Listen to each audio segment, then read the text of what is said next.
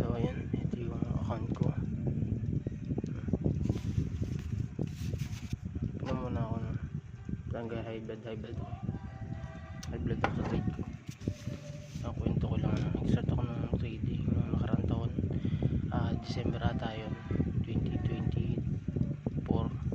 Bago January ako nag-start na nag-aral. So, hanggang ngayon May na 29. So parang isa't kalahating taon na rin, isa't kalahating taon na. Nakailang funded account na ako, dalawa sa funded next dalawa, tapos sa funding pips ito tatlo. Yung sa funded next di ko rin napasa, puro sunog yun, puro sunog. Tapos sa funding pips ito, yung unang phase 1 ko napas ako, ito chamba lang to kasi 1 trade a day lang. Tinan mo, 7 days yung trade, tapos 34 trade, napakadami yan.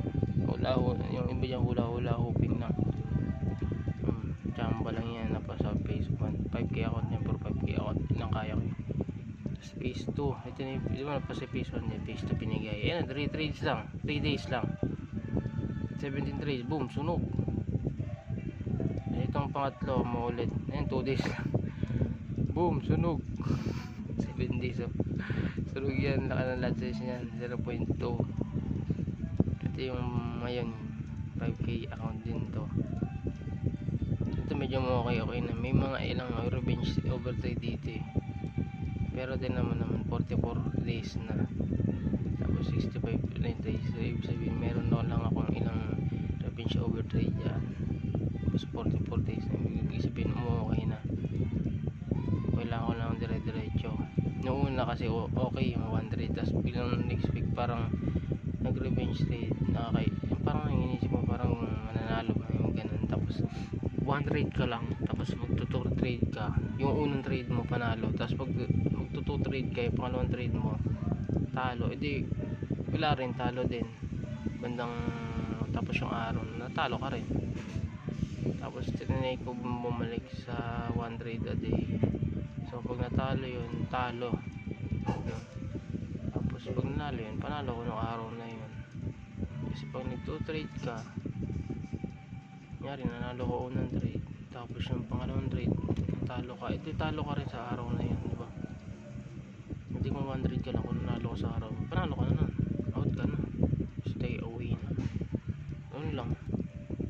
So yun, ito umabot dyan na muntik lang ma-bridge